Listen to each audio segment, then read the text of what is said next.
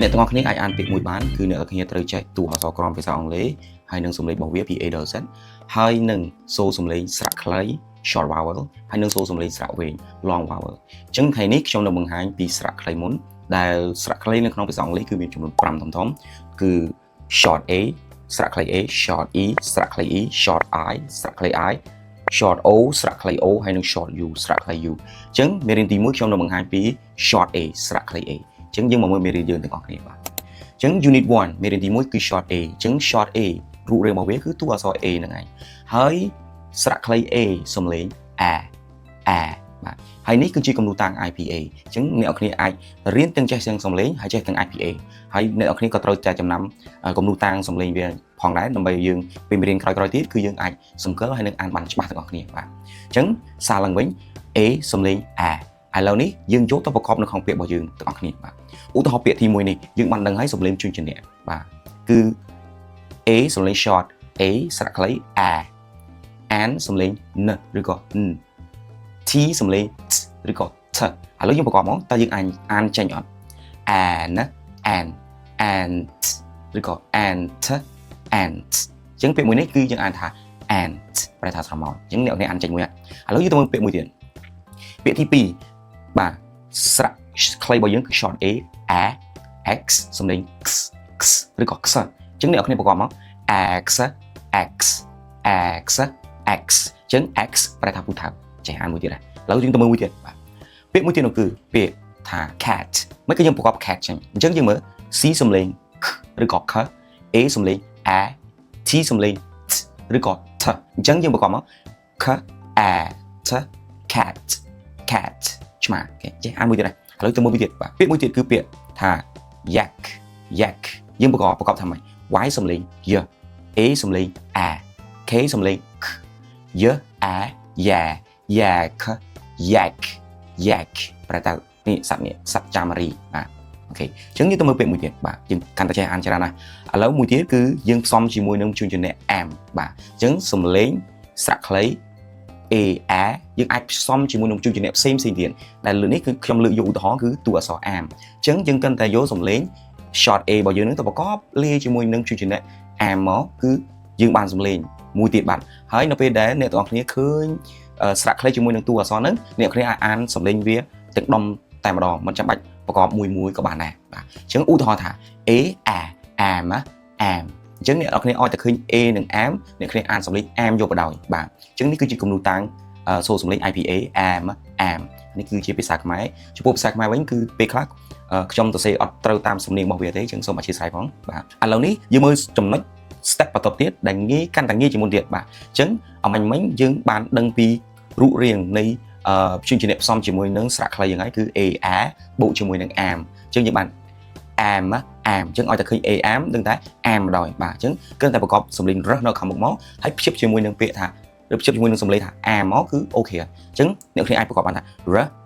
am ram ឬក៏អ្នកគ្នាអាចប្រកបជារាយក៏បានដែរ r a ra ram ram អញ្ចឹងដូចគ្នាមួយណាស្រួលអ្នកទាំងអស់គ្នាប្រកបតាមមួយនឹងទៅបាទអញ្ចឹង ram ប្រែថាពពែបាទឥឡូវយើងទៅមើលមួយទៀតបាទអញ្ចឹងពាក្យមួយនេះបាទអ្នកគ្នាអានថា man មែនទេបាទមិនក៏អានចេញទី1អ្នកគ្នាស្គាល់សំឡេងទាំងអស់បាត់ហើយអញ្ចឹង am សំឡេង m a n នេះគឺ an ឬក៏ an ណា an m an man អូខេអានចេញមួយទៀតបាទគឺងាយស្រួលបាទឥឡូវទៅមើលមួយទៀតបាទមួយទៀតa n an p សំឡេងឬក៏ p p an pan ប្រែថាខ្ទះបាទងាយបន្តមកទៀតគឺ a n an k an can បាទប្រែថាកំប៉ុងបាទអញ្ចឹងអានចេញមួយទៀតណាឥឡូវយើងទៅមើលទៀតបាទពាក្យទាំងអស់នេះដែលយើងបានអានប្រកបមិញអ្នកគ្នាអាចអានចេញសារឡើងវិញបានទេឥឡូវយើងអានជាមួយខ្ញុំទាំងអស់គ្នាបាទអញ្ចឹងបាទ k at cat អានេះ an ant ant អានេះ y a ya yak yak បាទដល់ពេលនេះ x x ដល់ពេលខាងនេះ f a fa fan ណា fan m a ma man ណា man p a pa pan ណា pan k a ka can ណា can បាទអញ្ចឹងអ្នកគ្នាអានចេញបាត់ហើយឥឡូវយើងមកមើលប្រយោគវិញម្ដងបាទចំពោះប្រយោគវិញបាទយើងកាន់តែទៅដល់មួយចំណុចមួយទៀតណា A ត្រង់នេះគឺយើងអត់អាន A ទេណាបាទអ្នកគ្នាសូមបញ្ជាក់ដោយសារយើងមេរៀនយើងអត់ទាន់រៀនដល់សំឡេងវាមួយទៀតទេព្រោះតួអក្សរ A មានសំឡេងច្រើនណាស់មានសំឡេង5 6បាទវាមាន A A វាមាន A A វាមាន A វាមានច្រើនណាស់បាទអញ្ចឹងសូមតាមដំណាក់កាលបាទអញ្ចឹងត្រង់នេះអ្នកគ្នាគិតថាចំណាំមកយើងអានថាបាទអញ្ចឹងអានេះយើងប្រកបមក A N N M N man man H as has man has អានេះដូចអំបញ្ញមិញខាងមុខមិញនេះដូចខាងមុខនេះ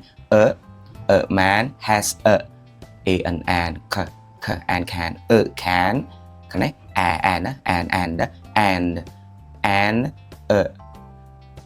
ខាងនេះ a n an p p an pan អញ្ចឹងដល់ពេលយើងអាន man has a can and a pan បាទអញ្ចឹងបើយើងប្រែខ្មែរវិញប្រែថាបុរសម្នាក់មានកំប៉ុងមួយនិងខ្ទះមួយបាទអញ្ចឹងមេរៀនស្រៈខ្លី short A សំលេង A បានបញ្ចប់ហើយអ្នកនរគ្នាសូមចំណាំត្រង់ចំណុចនេះទោះបីជាអ្នកនរគ្នាយកជួយជំនាញណាប្រកបជាមួយនឹងតួអក្សរ A ក៏ដោយក៏ដូចតែគ្នាទេគ្រាន់តែយកជួយជំនាញនោះមកចូលគ្នាខ្ញុំឧទាហរណ៍ថាអ្នកគ្នាយកតួអក្សរ T យកមកប្រកបជាមួយនឹង A A យើងអញ្ចឹងអ្នកគ្នាដាក់មក A A A T សំលេងថា A T A អូខេប្រកបចេញបាទអញ្ចឹងជួបគ្នានៅវីដេអូមួយទៀតមេរៀនស្រៈ short E បាទនៅក្នុងវីដេអូមុនយើងបានរៀនរួចមកហើយនៅការប្រកបស្រៈខ្លី short A មែនទេបាទអញ្ចឹងនៅក្នុងមេរៀននេះគឺយើងបន្តមកចំណុចទៀតគឺនិយាយពីការប្រកបស្រៈខ្លីដដែលតែ short E ម្ដងអូខេអញ្ចឹងយើងមកមើលមេរៀនយើងទាំងអស់គ្នាបាទអញ្ចឹង short E របស់យើងរូបរាងរបស់វាគឺតួអក្សរ E ដដែលហើយខាងនេះគឺជាគំនូរតាង IPA អញ្ចឹង short E សំលេង A E A បាទឥឡូវយើងមកមើលការប្រកបពាក្យរបស់យើងតែម្ដងអញ្ចឹងតើសបុកពីពាក្យអង់គ្លេសគេអានថាម៉េចនេះដែលគេមាន W E ហើយនឹង B អញ្ចឹងអ្នកគ្នាត្រូវចំណាំទី1អ្នកគ្នាត្រូវស្គាល់សំឡេងស្រៈ short E បន្ទាប់ទៀតអ្នកគ្នាត្រូវស្គាល់សំឡេងជួនជាអ្នកបាទទាំងនៅខាងមុខហើយនៅខាងក្រោយអញ្ចឹងអ្នកគ្នាអាចប្រកបបានហើយតោះឥឡូវយើងមើលទាំងអស់គ្នាបាទអញ្ចឹង short E របស់យើងដឹងហើយសំឡេង A short E A បាទ W សំឡេង W W ដល់ពេល B សំឡេង B B អញ្ចឹងអ្នកគ្នាប្រកបចូលគ្នាមកបាទ E A W A W W B W បាទអូខេឥឡូវយើងមកមើលមួយទៀតបាទអញ្ចឹង short E ដដែលយើងដឹងហើយគឺ E A ចំណែកឯតួអក្សរ G សំឡេង G បាទហើយ G ពីរដងហ្នឹងសំឡេងដូចតែគ្នាទេយើងអានយកតែមួយបានហើយបាទគឺ G G អញ្ចឹងអ្នកគ្នាប្រកបមក A A G A A បាទប្រែថាសុទ្ធឬក៏ពងបាទអូខេឥឡូវយើងមកមើលមួយទៀតបាទពាក្យនេះខ្មែរយើងអានយើងប្រែថាពេទ្យសัตว์ចំណែកអង់គ្លេសយើងអានថាម៉េចទៅបាទអញ្ចឹងដំបូងអ្នកស្គាល់ skill សំឡេងស្រៈ short E សិន E A ចំណែកឯបន្ទាប់ទៀតអ្នកគ្នាស្គាល់សំឡេងជួយអ្នកទាំងពីរនេះសិនបាទខាងមុខនេះគឺតួអក្សរ V អញ្ចឹង V សំឡេង V ឬក៏ V ដល់ពេល T សំឡេង T ឬក៏ធម្មតា T បាទដើម្បីយើងស្រួលប្រកបអញ្ចឹងខ្ញុំសូមអានសំឡេងទាំងអស់ហ្នឹងឲ្យលឺបាទដើម្បីងាយស្រួលដល់គ្នាយើងរៀនប្រកបដែរអូខេតោះឥឡូវយើងចូលដល់ប្រកប E A V A V Vet Vet បាទអញ្ចឹងប្រែថាពេទ្យសត្វបាទពាក្យបន្ទាប់ទៀតនោះគឺលេខ10បាទអញ្ចឹងអ្នកគ្នាប្រកបមកបាទ E សំឡេង A T សំឡេង T ឬក៏ T ដល់ពេល N សំឡេង N ឬក៏ N អញ្ចឹងអ្នកគ្នាប្រកបមក T T A T T N 10បាទអញ្ចឹងយើងអានថា10បាទឥឡូវយើងមកមើលឧទាហរណ៍មួយទៀតបាទអញ្ចឹងនៅក្នុងនេះយើងក៏អាចប្រកបបែបមួយបែបទៀតដែរបាទដោយយើងយកស្រៈខ្លីរបស់យើង short E ទៅផ្សំជាមួយនឹងជុចជាអ្នកដែលនៅខាងក្រោយវាហើយយើងចំណាំបាទយើងចំណាំសំឡេងវាបដ ாய் ហើយយើងគ្រាន់តែយកជុចជាអ្នកដែលនៅខាងមុខយកមកប្រកបចូលគ្នារួចជាការស្រេចអាហ្នឹងមកបែបទី2បាទអញ្ចឹងយើងមកមើលបែបទី2របស់យើងទាំងអស់គ្នាបាទអញ្ចឹងនៅត្រង់នេះរល short E ទាំងឡាយណាដែលមានបញ្ចប់ដោយអក្សរ T អញ្ចឹងអ្នកគ្នាប្រកបចូលហើយមកបន្ទាប់ទៀតយកជុចជាអ្នកខាងមុខប្រកបចូលជាមួយនឹងshort E ជាមួយនឹងជួយជាអ្នកនៅខាងក្រោយនឹងបដ ாய் អញ្ចឹងអ្នកគ្នាមើលសិនចំណុចកន្លែងពើក្រហមហ្នឹងអញ្ចឹង T សំឡេង ឬក៏ T អ្នកគ្នាប្រកបចូលសិនមក at at at at អញ្ចឹងអ្នកគ្នាឲ្យតែឃើញតួអក្សរ E ជាមួយនឹងតួអក្សរ T អ្នកគ្នាត្រូវអានថា at ឬក៏អ្នកគ្នាអានចេះក៏បានដែរ et at អញ្ចឹងជួយជាអ្នក J សំឡេង J J at jet បាទអញ្ចឹងអ្នកគ្នាអានបានដែរឬក៏អ្នកគ្នាប្រកបរេក៏បានដែរ E at J at jet jet jet ក៏ដូចតែគ្នាដែរបាទឥឡូវយើងមើលមួយទៀតបាទអញ្ចឹង et at មិនក៏យើងអាន et at គឺមកពីសំឡេងទាំងពីរបូកយកគ្នា e at at អញ្ចឹងបានយើងហៅឲ្យស្រួលទៅគឺ et at បណ្ដោយអញ្ចឹង n សំឡេង ឬក៏ n ចឹងប្រកបចូលគ្នាមក n at net បាទប្រែថាសំណាញ់អូខេតោះឥឡូវយើងមកមើលមួយទៀតបាទអញ្ចឹង et at w សំលេង w at wet បាទប្រែថាសើមបាទបន្តទៀត et at p at pet បាទយើងអានតែ pet បើយើងប្រកប array វិញយើងប្រកបយ៉ាង p at pet pet pet ដូចតែគ្នាទេបាទអញ្ចឹងមួយណាស្រួលអ្នកគ្នាប្រកបមួយនឹងទៅបន្តមួយទៀតshort e របស់យើងផ្សំជាមួយនឹងតួអក្សរ and ម្ដងអញ្ចឹង and សំលេង n ឬក៏ អញ្ចឹងអ្នកគ្នាប្រកបហើយក៏បានដែរ and and and and អញ្ចឹងអ្នកគ្នាអាចយកសំលេងជញ្ជាក់នៅខាងមុខប្រកបចូលមក h សំលេង h ឬក៏បាទអញ្ចឹងអ្នកគ្នាប្រកបចូលមក h and hand បាទអញ្ចឹងយើងអានថា hand ឬក៏អ្នកគ្នាអត់ចង់ប្រកបអញ្ចឹងទេប្រកប ray ក៏បានដែរ short e សំលេង h hand ណា hand ដដែលទេបាទតោះឥឡូវយើងមកមួយទៀតand and per and pen បាទប្រែថាប៊ិចមួយទៀតបាទshort e របស់យើងសំជាមួយនឹងជួយជា d ម្ដងអញ្ចឹងក៏ប្រកបចូលមកដូចជាការសាច់ at at អញ្ចឹងឲ្យតែឃើញ ed ដឹងតែសំលេង at បាទ or សំលេង r at red បាទអញ្ចឹងបើអ្នកគ្នាប្រកប ray ក៏បានដែរ e at r at red red បាទប្រែពើក្រហមអូខេតោះឥឡូវមើលមួយទៀតបាទ at b at bad បាទអញ្ចឹង bad ប្រែថាក្រេបាទអូខេតោះឥឡូវយើងមកមើលទាំងអស់គ្នាបាទអញ្ចឹងខាងនេះខ្ញុំដាក់ឈុតe បូកជាមួយនឹងជួយជា t បាទអញ្ចឹង short e របស់យើងដឹងហើយសំលេង at បូក t at អញ្ចឹងឲ្យតែអ្នកគ្នាឃើញ et at et ដឹងសំលេង at ទាំងអស់បាទទៅតែយកជួយជាខាងមុខប្រកបចូល et at b at bad et at g at get et at ch at jet et at l at let បាទមកខ្នែម្ដងបាទអ្នកគ្នាប្រកបអពើក្រហមចូលសិនមក at ណា and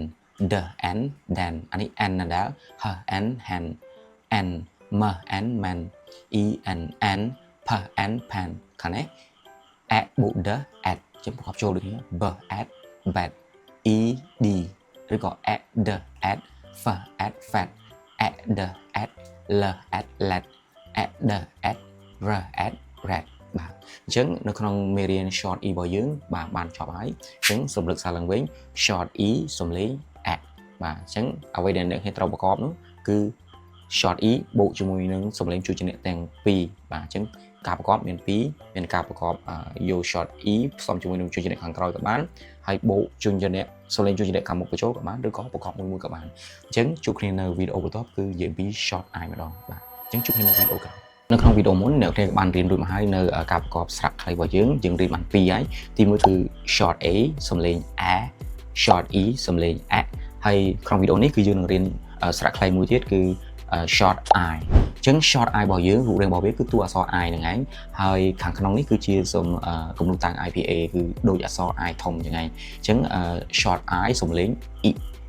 បាទសំលេងខ្លីកុំអូយវែងអក្សរបាទ short i e អូខេតោះឥឡូវយើងមកមើលការប្រកបទាំងអស់គ្នាបាទដូចតាមវគ្គមុនហ្នឹងឯងអ្នកគ្នាទៅស្គាល់សំលេងជួយជំនះនឹងឲ្យច្បាស់ព្រោះជួយជំនះយើងមាននៅខាងមុខហើយនៅខាងក្រោយហើយស្រៈនៅកណ្ដាលអូខេតោះឥឡូវយើងប្រកបទាំងអស់គ្នាបាទ short i សំលេង e h សំលេង h p សំលេងឬក៏ p អញ្ចឹងខ្ញុំសូមអានអាសំលេងលឺៗប្រយទៅដើម្បីស្រួលប្រកបបាទអញ្ចឹងយើងប្រកបមក i e h i hi hi p hip អញ្ចឹង hip ប្រែថាតាគៀបាទពាក្យនេះមួយទៀតបាទអញ្ចឹងពាក្យនេះយើងអានថាម៉េចបាទយើងមើលshort i របស់យើងគឺសំលេង e បាទអញ្ចឹង nk នេះគឺសំលេងវាភ្ជាប់គ្នាដល់គឺយើងអានថា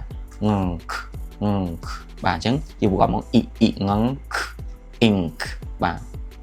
ink ប្រែថាទឹកថ្នាំបាទតោះឥឡូវយើងចូលមួយទៀត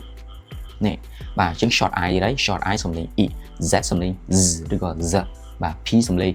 p ឬក៏ p អញ្ចឹង z e z z p zip បាទអញ្ចឹង zip ប្រែថាស្ទុះរត់បាទអូខេតោះមួយទៀតគឺពាក្យមួយនេះយើងមើល short i e na in អញ្ចឹងយើងអានថា in ម្នាក់ក្នុងអូខេឥឡូវយើងមើលមួយទៀតនេះ short i e l សំលេង l p សំលេង p បាទអញ្ចឹង i e l e li li p lip lip បាទអញ្ចឹងប្រែថាបួងមាត់បាទឥឡូវយើងមើលពាក្យមួយទៀតបាទអញ្ចឹងនេះ i e បាទ t សំលេង t ឬក៏ t p សំលេង p ឬក៏ p អញ្ចឹងប្រកបមក i e t e t t tip tip បាទចឹង tip ប្រែថាចុងម្រាមដៃបាទឬក៏ចុងបាទអូខេតោះឥឡូវយកមួយទៀតបាទចឹងពាក្យមួយនេះយើងអានថាម៉េចបាទ I E S សំឡេង S ឬក៏ Z P សំឡេង P ឬក៏ P ចឹង I E S E C C P sip បាទ sip ចឹងយើងប្រែថា bird បាទឥឡូវយើងមើលពាក្យមួយទៀតចឹង I E R E Rip rip បាទ rip បាទប្រែថាហែកបាទអូខេមួយទៀតI E B E B B B beep បាទចឹង beep បែរថាអៀមស្រគុនញ៉ាំអាហារណាបាទឥឡូវយើងមើលមួយទៀតបាទI E R R E Rip rip បាទចឹង rip ប្រែថាឆ្អឹងជំនីបាទឥឡូវយើងមើលមួយទៀតបាទចឹងយើងឃើញទៀតហើយI E K សំឡេង K ឬក៏ K D សំឡេង D ឬ D សំឡេង D ចឹងប្រកបចូលគ្នាមក I E K E Kid kid បាទចឹងអានថា kid បាទតែក្មេងឥឡូវយើងមើលមួយទៀតបាទចឹង short I របស់យើងគឺ E បាទ L សំឡេង L ដល់ពេល D សំឡេង D ចឹង I E L E lead lead បាទប្រែថាគម្របឆ្នាំងបាទមើលមួយទៀតបាទ I E បាទ P E P pin pin បាទចឹងយើងអានចេញមួយទៀតហើយឥឡូវយើងមើលមួយទៀតបាទ short I E F សំឡេង F E fin ប្រែថាព្រុយបាទព្រុយត្រីឥឡូវយើងមើលមួយទៀតបាទ I E ទៀតហើយ I E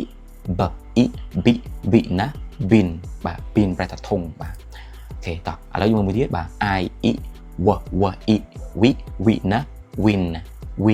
បាទអញ្ចឹងប្រែឈ្នះអូខេតោះឥឡូវមួយទៀតបាទ short I E F សំឡេង F G សំឡេង G អញ្ចឹង I E F E fig ប្រែថាផ្លែល្វាបាទឥឡូវមើលមួយទៀតបាទ I E W E we G សំឡេង G wig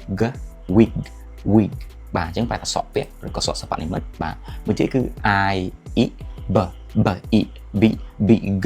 big បាទ big ប្រែថាធំបាទឥឡូវយើងមើលមួយទៀតបាទ I E D E dig បាទអញ្ចឹងយើងប្រែថាជីបាទមួយទៀត I E P E P pit បាទប្រែថាក្របធញ្ញជាតិបាទតទៅទៀតបាទ I E H E hit បាទប្រែថាវាយបាទតោះឥឡូវយើងមើលទៀតបាទអូខេអញ្ចឹងពាក្យមួយនេះបាទអ្នកគ្នាមើលទៅ short I សំឡេង E S សំឡេង S ឬក៏ S X សំឡេង X ឬក៏ X បាទអញ្ចឹងអ្នកគ្នាบอกមក I E S E C six បាទប្រែលេខ6បាទតោះឥឡូវយើងមើលមួយទៀតបាទអញ្ចឹង I E M E mix បាទប្រែថាលេខបាទមួយទៀតអូខេតោះឥឡូវយើងមកមើលនេះជា family words បាទក្រុមពាក្យបាទអញ្ចឹងនៅខាងនេះដូចតែ short E យ៉ាងហ្នឹងអ្នកឃើញចំណាំទៅបើសិនជា short I របស់យើងផ្សំជាមួយនឹងតួអក្សរ B អញ្ចឹងអ្នកគ្នាប្រកបសិន E B I អញ្ចឹងបើសិនជាឃើញអញ្ចឹងគិតតែយកសំឡេងជួយនៅខាងមុខប្រកបចូលដូចជាការស្រែកឧទាហរណ៍នេះ I B ទាំងអស់ I B I ប្រកបចូលមក I B B បាទមួយទៀត I B I F I fib I B I N I nip បាទខាងនេះបាទ I D បាទ I D it បាទ I D it អញ្ចឹង I D it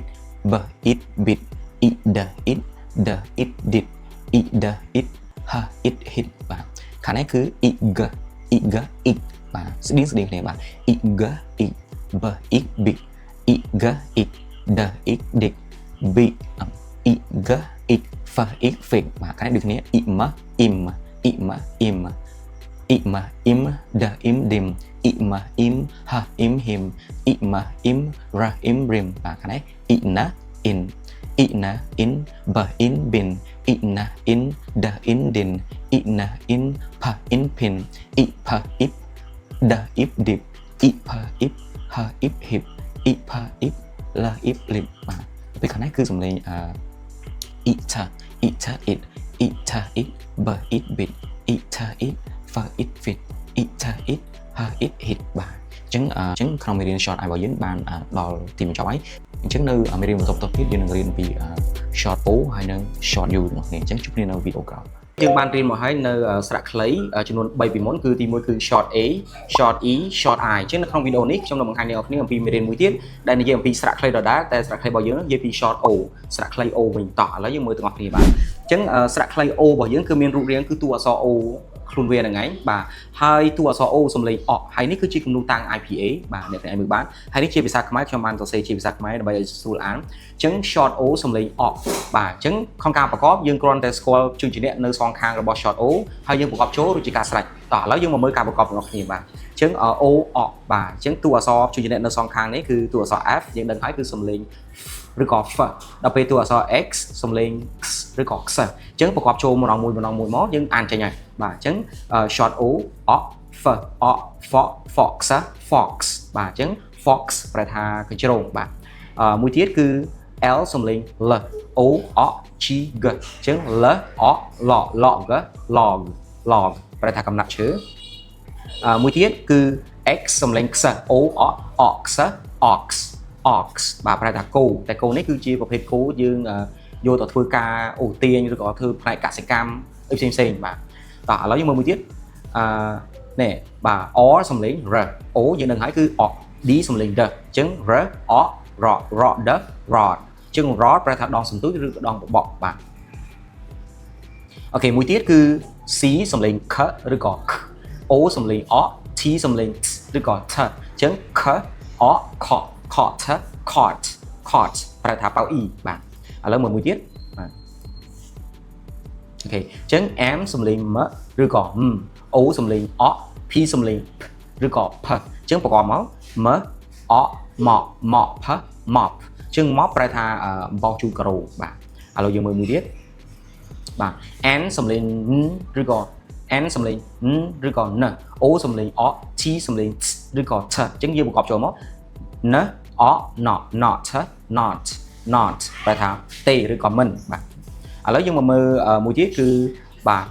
S សំឡេង S ឬក៏ T សំឡេង T ឬក៏ T បាទ O សំឡេងអ P សំឡេង P ឬក៏ P អញ្ចឹងដោយសារតែជួយចំណេះយើងខាងមុខនេះមានពីរតួអញ្ចឹងយើងប្រកបពីរតួនឹងចូលគ្នាសិនបាទអញ្ចឹង S T St O stop P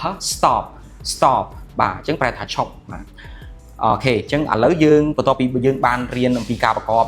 ជួយជាអ្នកទាំងសងខាងហើយទាំងខាងមុខទាំងខាងក្រោយជាមួយនឹង short O ឥឡូវនេះខ្ញុំនឹងប្រាប់ពីវិធីចំណាំដើម្បីយើងងាយស្រួលអានបាទជាពិសេសគឺសម្រាប់ក្មេងៗ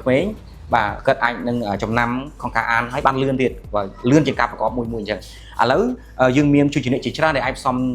នៅខាងក្រោយ short O បានឥឡូវខ្ញុំលើកឧទាហរណ៍តាខ្លះមកទេអញ្ចឹងគ្រប់តួអក្សរទាំងអស់ដែលផ្សំជាមួយនឹង short O អញ្ចឹងបើសិនជាយើងឃើញដូចគ្នាគឺយើងអានសំឡេងដូចគ្នាទាំងអស់ឧទាហរណ៍B សំឡេង B O សំឡេងអអញ្ចឹងអ B អបាទអញ្ចឹងយើងអាចនិយាយថា OB អបាទអញ្ចឹងឲ្យតែឃើញសំឡេងឲ្យតែឃើញតួអក្សរ OB នឹងថាអហើយបើសិនមានជួយជាអ្នកនៅខាងមុខយើងប្រកបចូលធម្មតាមកអញ្ចឹង OB អ B អ ប OB អ K អ ខ OB អ OB អ K អ ខ OB អ H អ ហបាទមួយទៀតគឺសំឡេង D ជួយជាអ្នក D នៅខាងក្រោយ short O អញ្ចឹង O អ D ដប្រកបយកគ្នាមកអដអអញ្ចឹង OD សំឡេងអឲ្យតែឃើញ OD និងអបណ្ដោយបាទ OD អ K អ caught OD អ N អ not OD អ P អ pot បាទ OG ម្ដងបាទ G សំឡេង G O អ G អអញ្ចឹងឲ្យតែឃើញ OG គឺសំឡេងអអញ្ចឹងយើងប្រកបចូលមក B អប OG អ K អ ខ OG អ D អដបាទចូលដល់ OP ម្ដងអផអបអញ្ចឹងឲ្យតែឃើញ OP សំឡេងអបអញ្ចឹងខអបខប OP អបហអបហប OP អបលអបឡប OT ម្ដង O អ T ថ OT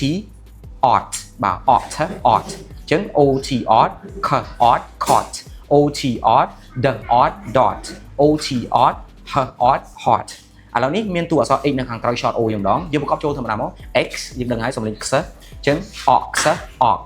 ox ox អញ្ចឹងយើងប្រកបចូលមក ox ox b ox box ox ox k ox cox ox ox f ox fox បាទអញ្ចឹងមេរៀន short O របស់យើងគឺបានបញ្ចប់ហើយយើងសង្ឃឹមថា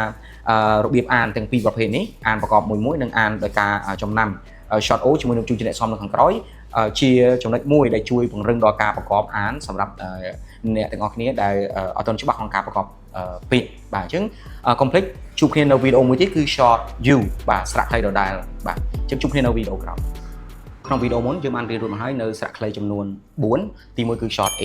short E short I short O ចំណែកនៅក្នុងវីដេអូនេះគឺជាវីដេអូចុងបញ្ចប់នៃស្រៈខ្លីរបស់យើងគឺ short U បាទតោះឥឡូវយើងមកមើលទាំងអស់គ្នាបាទអញ្ចឹង short U បាទយើងរូបរាងរបស់វាគឺតួអក្សរ U ហ្នឹងឯងបាទហើយ short U មានសំឡេងU ហើយនេះគឺជាគំនូរតាំង IPA ដោយអក្សរ A ចឹងឯងតែយើងអត់មានវាពោះកណ្ដាលទេអញ្ចឹងសារថ្មី short U សំឡេងU បាទឥឡូវយើងមកមើលការប្រកបចូលទាំងអស់គ្នាអញ្ចឹងដូចតវគ្គមុនចឹងឯងអ្នកគ្នាត្រូវចេះសំឡេងជួយជំនះទាំងអស់បាទពី B រហូតដល់អក្សរ Z លើកលែងតែ A E I O ហើយនឹង U បាទហ្នឹងស្រៈបាទអញ្ចឹងយើងដកហ្នឹងចេញមកយើងអញ្ចឹងក្រៅពីនោះអ្នកគ្នាត្រូវចេះសំឡេងនឹងទាំងអស់បាទយើងមាន U S ឬក៏ S and ឬក៏ N អញ្ចឹងខ្ញុំសូមអានសំឡេងលឺដើម្បីស្រួលដល់គ្នាយើងធ្វើការប្រកបបាទអញ្ចឹងអ្នកគ្នាប្រកបមក S S A U A S A S S N Sun បាទ Sun ប្រែថាព្រះអាទិត្យបាទមួយទៀតបាទ U A C K P P K A K K P K ប្រែថាពេងបាទអូខេតទៀតបាទ U A J សំឡេង Ch A ចាក់ចាក់បាទប្រែថាធោឬក៏ពេងធំមានដៃបាទឥឡូវទៅមួយទៀតបាទអញ្ចឹង M នេះគឺ M ឬក៏ M D នេះគឺ D អញ្ចឹង U A M A ma D mat អញ្ចឹង mat ប្រែថាភក់បាទឬក៏ផប់បាទបើនៅសៀមរាបគេហៅផប់បាទអូខេតទៀតនេះ C សំឡេង K ឬក៏ K B សំឡេង B អញ្ចឹង K A K B Kab អញ្ចឹង Kab ប្រែថាកូនខ្លាឃ្មុំឥឡូវយើងមើលមួយទៀតបាទអញ្ចឹង B សំឡេង B G សំឡេង G អញ្ចឹងអ្នកគ្នាប្រកបចូលមក B A bag ប្រែថាសត្វល្អិតបាទមួយទៀតគឺបាទ N សំឡេង N U A T T អញ្ចឹង N A nut បាទប្រែថាគ្រាប់ធុញជាតិតែគ្រាប់ហ្នឹងគឺជាប្រភេទគ្រាប់យើងញ៉ាំបាទអត់ទៀតអញ្ចឹង D សំឡេង D U A C ហើយនឹង K ហ្នឹងគឺបញ្ចូលគ្នាគឺសំឡេងដូចតួអក្សរ C ឬក៏ដូចតួអក្សរ K ហ្នឹងឯងគឺសំឡេងបាទយើងនិយាយលើគឺ K បាទអញ្ចឹងយើងប្រកបចូលមក D A dark បាទប្រែថាទាបាទអូខេអញ្ចឹងឥឡូវយើងមកមើលមួយទៀតបាទអញ្ចឹងដូចតាមមុនដែរយើងអាចយកជួយជំនះផ្សេងយកមកប្រកបជាមួយនឹង short U បានអញ្ចឹងយើងអាចដាក់នៅពីក្រោយវាទៅហើយសំឡេងក៏តាមនឹងដែរអញ្ចឹងឧទាហរណ៍ដូចនេះបាទយើងផ្សំជាមួយនឹងជួយជំនះ B អញ្ចឹង B សំឡេង B អញ្ចឹង U A យើងដឹងហើយអញ្ចឹងយក A បូក B មក A B up អញ្ចឹងឬក៏យើងអត់អានអញ្ចឹងទេវាយូរបាទក្នុងការប្រកបឬក៏អានជាពិសេសក្មេងៗងាយស្រួលក្នុងការអានអ្នកគ្នាអាចឲ្យពួកគាត់អានថា U B up បាទដោយសារមិនក៏អាន U B up ដោយសារតែយើងយកសលេងនោះប្រកបចូលរួចបាត់ហើយអញ្ចឹងយើងគ្រាន់តែហៅតួអក្សរអង់គ្លេសមកយើងដាក់សលេងចូលបណ្ដោយអញ្ចឹង U A B B អញ្ចឹង A B up អញ្ចឹងអ្នកគ្នាអាចនិយាយថា U B up បាទអញ្ចឹងឧទាហរណ៍ដូចពាក្យបាទ cup បាទ U B up cup U B up up tap អានេះដូចគ្នា A D at U D at M at mat U D at B at bat អានេះ U M am U M am dr am tram បាទ tram am tram ទៀត U am g am gam U n ម្ដង an an U n an s an san U n an r an ran U p ម្ដង up up U p up k up cup U p up up ដោយសារពាក្យហ្នឹងវាអាន up ហ្នឹងអញ្ចឹងយើង up ហើយមួយទៀត U g U up ang ang U G ang M arc mark U G arc B arc bark U T ម្ដង U R T T at U T at N at nut U T at K at cut បាទអញ្ចឹងមេរៀនស្រៈខ្លីរបស់យើងបានបញ្ចប់ហើយគឺចប់តាម short U អញ្ចឹងសង្ឃឹមថាស្រៈខ្លីទាំងអស់នេះគឺអាចជួយឲ្យអ្នកនរអាចអានអង់គ្លេសបានខ្លះបាទទោះបីជាមិនចេះបានទាំងអស់ទេតែបានខ្លះដោយសារតែយើងទើបនឹងរៀនដល់ step ទី2គឺស្រៈខ្លីហ្នឹងឯងហើយចូលដល់ចំណុចមួយទៀតគឺយើងនឹងរៀនពីស្រៈវែង long vowel ម្ដងអញ្ចឹងអ្នកគ្នានឹងចេះប្រកបកាន់តែច្រើនទៅហើយអញ្ចឹង complete ជួបគ្នានៅវគ្គស្រៈវែងម្ដងបាទ long vowel ជួបគ្នានៅវីដេអូក្រោយ